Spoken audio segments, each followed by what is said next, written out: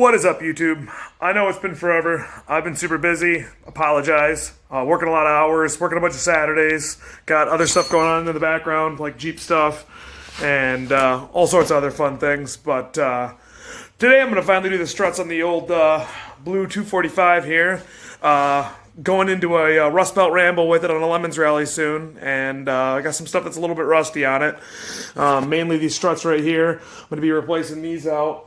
I got a set right there that's fully rebuilt with all new ball joints, used springs, but I painted them. It's got new inserts and new brake lines, new calipers. I managed to save the lines off the old one, and I painted the backing plates and stuff like that. They're a little bit dusty now because they've been sitting in my garage for forever.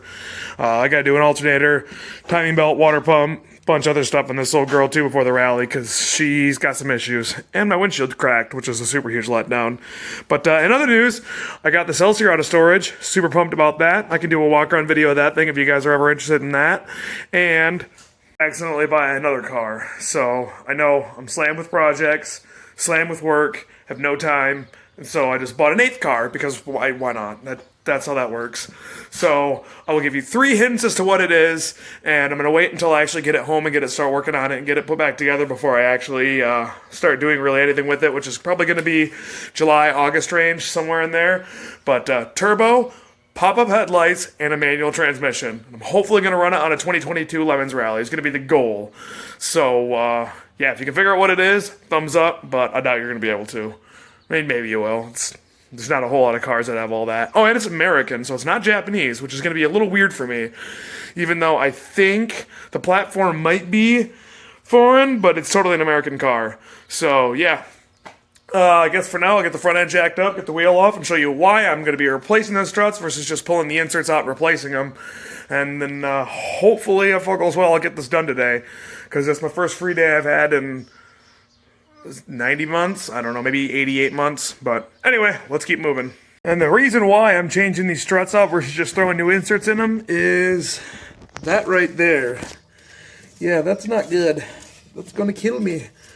The spring is seating on basically nothing, so on the other side, it's not quite as bad, but about the same way, so. And then my initial plan was just to cut these tabs off and then swap them out, but this line's bulging right here, and this line's bulging right here, so figured I'd play it safe and just replace them, as unfortunate as it is, but oh well. Alrighty, well, got the first one out. Surprisingly, everything actually came off pretty easily. I was a little worried I was going to blow the brake lines out, but not today. Cha-ching! So, yeah, getting this ready to throw this one on right now and bolt it in place. Hopefully these ball joints are correct. I ordered the left and the right side from Rock Auto, but they look almost identical. So, I don't know. We'll throw them in and find out. Hopefully I'm not going to be pissed off, because that would suck. But anyway, I guess I can always unbolt it and rebolt that one up. I should flip them over and look at them side by side. That might give me a better indication as to what's going to happen. I'm going to do that. That's a good idea. Look at me. Big brain time. Well, it's been a couple weeks since I said I was going to start my strut video, and well, the old struts are still on there. I got a little bit of free time right now, so I decided to quick change the trans fluid, and found that on my magnet, so it's probably why I got a little bit of grinding going on in reverse, but the fluid wasn't too terribly dark. I'm going to pull the overdrive sump off and clean that out and put a new gasket on it and put that back together and toss up the fluid, but yeah, that's not the prettiest thing I've ever seen, but we'll wipe her off and get her going. It'll make a Lemons rally. It just made grind in reverse a little more than it was already doing, so yeah, I'll keep moving.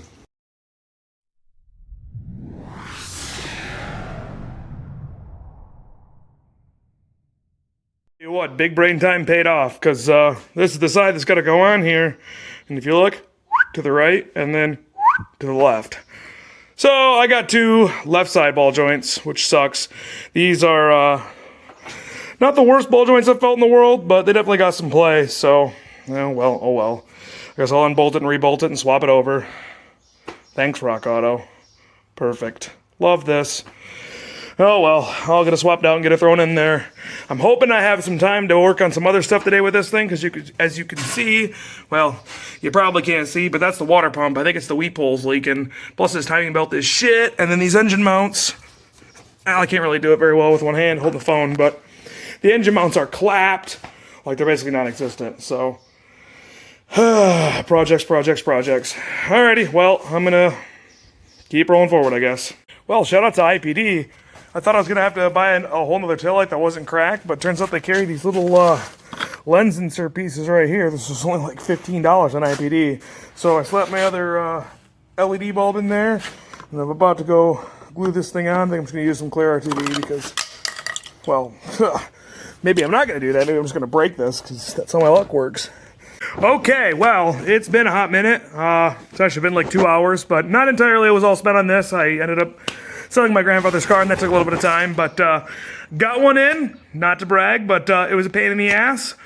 Do not recommend doing this fully dressed with calipers and brake rotors and everything like that. It was way too heavy. I ended up using that jack to kind of hold it in place, and then ended up blowing out one of the studs on the top.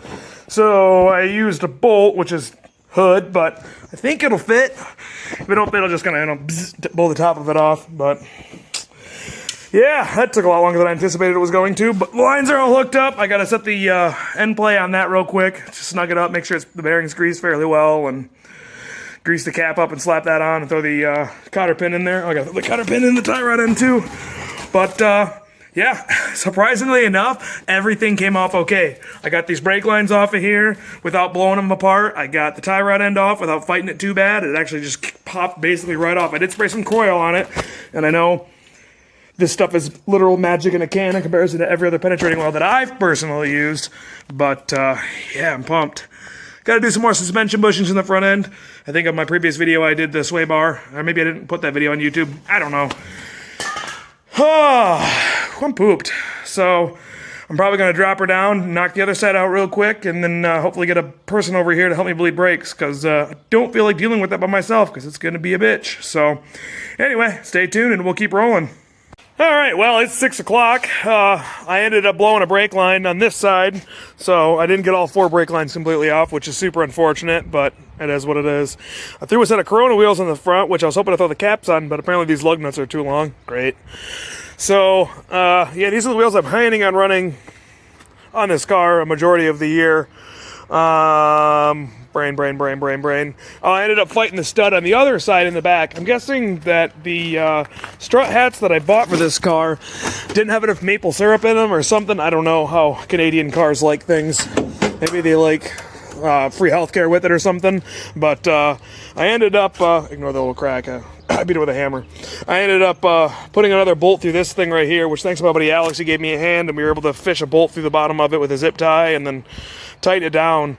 And then I went to go put the plate back on here, and then I realized that I can't because I have to pull this off to get this loose, to get these off, which means I got to put a wrench at the bottom of this thing again. And I'm not doing that, so it's just going to never have that plate. But yeah, she definitely is going to need an alignment. The tire spins a little bit to the left now, but I got new tie rods on the outer sides on both sides. And finally struts that aren't rusty, which is going to be amazing because I don't really want to die. But I got a ton of other work to do with this thing. Like I think I said earlier in the video, the water pump's leaking out of the back of the wheat pole right here. The belts are all trashed. The timing belt's super cracked and should have been changed probably a decade ago, if not more. Need to do some carburetor work because it's running super rich, and it's really not liking even idling in the warm air, which is annoying because it ran great in the wintertime, but it hates me in the summer. But, oh well.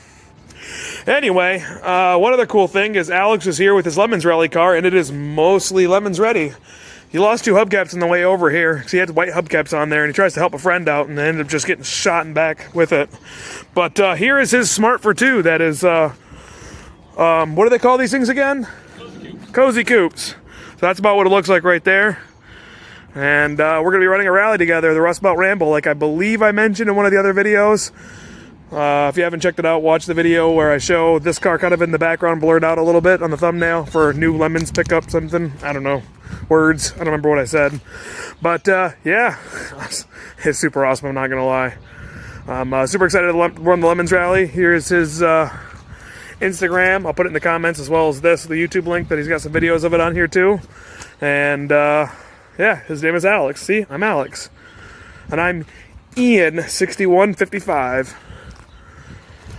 But yeah, I don't know if I have really anything else super exciting for this video, unfortunately. I'm hopefully going to knock out some other work on this thing. I get some tires for the Coronas for the rear and get new lug nuts. I got a bunch of suspension bushings left to do and non-alignment, and I got to do some work on that old girl too, but yeah, like I said earlier, if you want to see a walk around of this, I'll gladly give you guys a walk around of that car. That's my baby. It's my But I like to say my third nicest car I've ever owned. I've owned a Thunderbird that was super clean and nice, and then I owned a white pickup truck that was pretty nice, and the rest has all been junk. So anyway, thanks for watching, and I'll catch you guys at the next one.